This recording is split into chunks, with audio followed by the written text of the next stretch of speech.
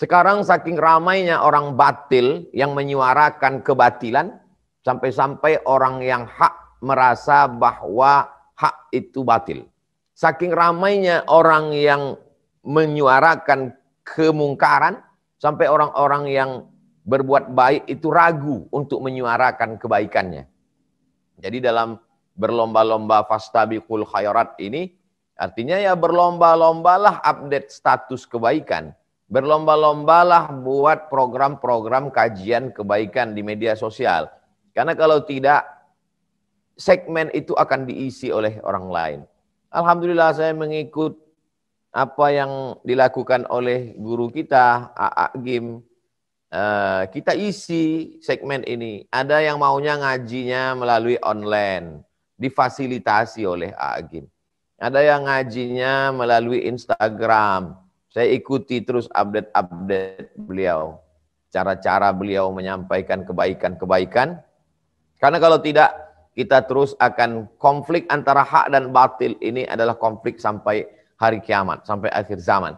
Ini juga menyadarkan kita kalau ada orang yang, kenapa sih mesti ada ini? Inilah dunia. Dunia ini begini sampai akhir zaman. Semakin akhir zaman, maka konflik itu semakin tajam.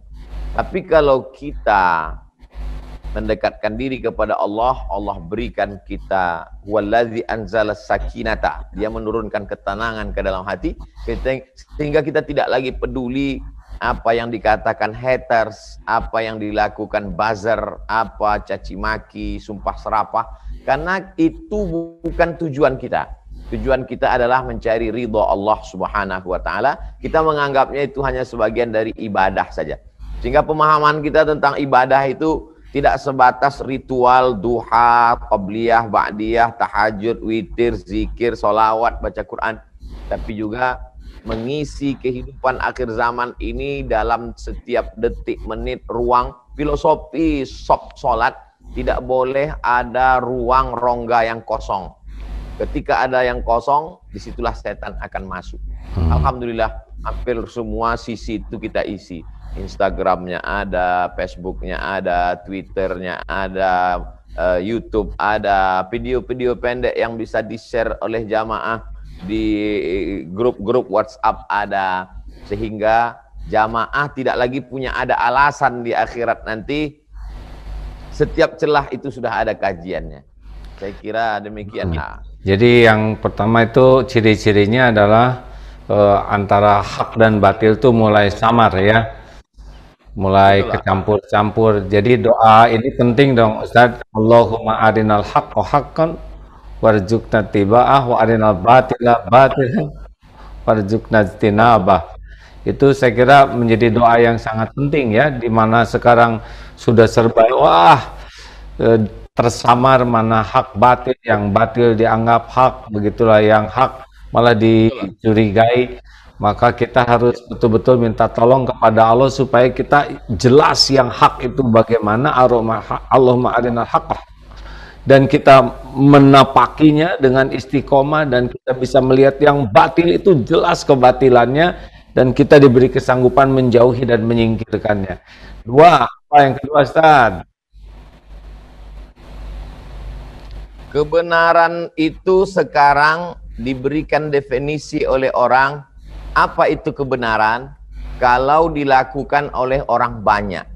Walaupun dia salah, tapi kalau dilakukan orang banyak, setiap hari, masif, viral, maka dianggap benar. Yang kedua, kebenaran adalah sesuatu yang dilakukan oleh orang yang dianggap sebagai tokoh masyarakat atau dianggap sebagai public figure. Maka apapun yang dia lakukan akan dianggap sebagai sebuah kebenaran. Yang ketiga adalah kebenaran itu kalau dilakukan oleh orang yang punya kelebihan. Kelebihan kekuasaan, kelebihan harta, kelebihan popularitas. Sedangkan celakanya lagi, popularitas itu juga didasari pada tiga. Yang pertama, karena prestasi. Yang kedua, karena keturunan. Yang ketiga, karena sensasi. Dan sekarang prestasi terkalahkan. Ada orang yang prestasinya luar biasa tapi dia tidak bisa viral, tidak bisa muncul. Yang kedua juga nasab juga terkalahkan. Keturunan. Yang ketiga inilah yang sekarang yang menjadi standar kebenaran. Sensasi. Mengatakan sensasi, lalu dia ditokohkan, dikatakan sebagai public figure, lalu kemudian segala ucapannya, perbuatannya akan menjadi standar kebenaran. Dan itu fakta kita lihat sekarang. Maka kalau kajian-kajian yang meluruskan standar, yang saya maksud standar itu begini. Standar jauh itu kilometer. Standar berat itu kilogram. Standar panjang itu meter.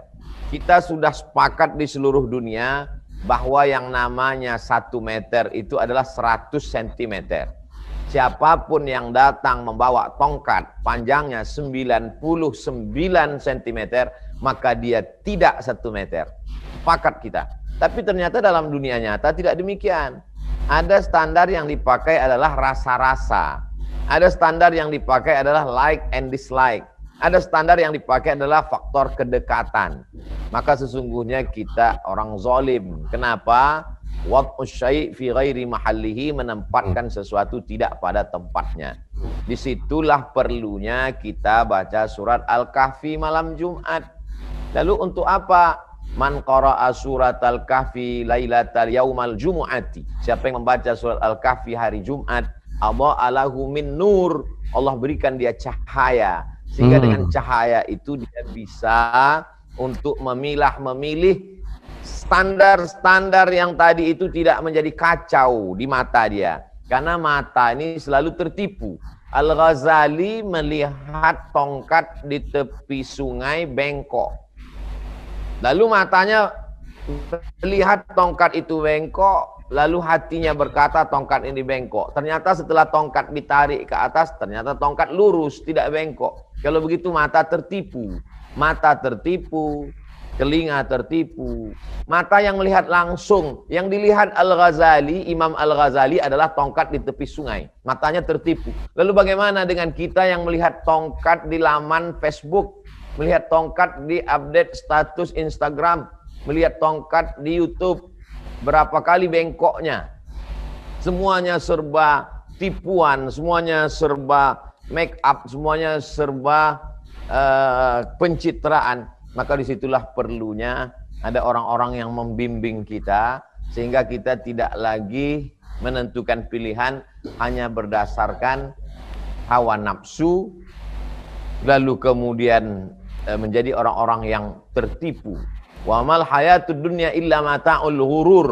Kehidupan dunia ini hanyalah kenikmatan yang menipu, dan banyak orang-orang yang tertipu.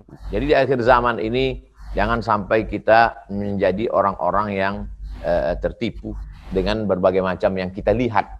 Karena orang yang demikian. Masya Allah, kawan-kawan sekalian. Jadi yang bisa kita amalkan ya, kita harus mulai waspada bahwa hak dan batil ini pada akhir zaman ya seperti inilah keadaannya. Semakin serba diremang-remang dan terbalik. Salah satu solusi yang disampaikan oleh Ustadz adalah teruslah menerus cari ilmunya, sehingga kita betul-betul memahami yang benar, standar benar itu seperti apa, bukan standar semu. Kemudian bacalah doa, karena doa itu adalah bagian yang paling disukai Allah dan bisa merubah takdir. Dan yang ketiga yang kita amalkan tadi adalah malam Jumat, hari Jumat ya Ustadz, dari maghrib sampai maghrib besoknya ya, baca surat Al-Kahfi dengan harapan Allah memberikan cahaya sehingga kita bisa jelas membedakan yang hak dan yang batil.